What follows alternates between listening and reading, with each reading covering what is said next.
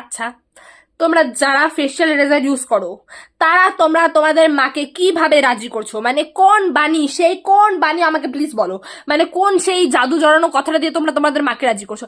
মানে আমি যখনই আমার মাকে বলি আমার মার একটাই দাবি, আমার নাকি দাড়ি হয়ে যাবে, আমার দাড়ি গোপ মোচ সব উঠে যাবে, আর আমি সেই দাড়ি মোচ কাটতে পারবো না।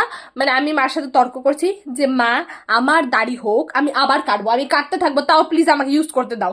আমার মা বলছে তুই সবসময় একই থাকবি না, তোর বিয়ের পরে বাচ্চা হবে, তুই বাচ্চাকে নিয়ে এত ব্যস্ত থাকবি যে তুই দাড়ি কাটার টাইম পাবি না।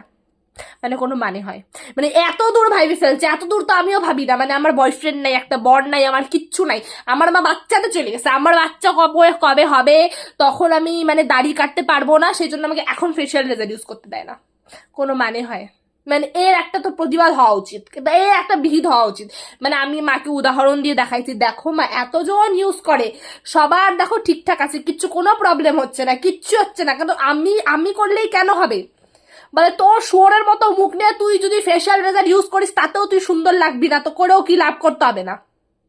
মানে কি বলবো।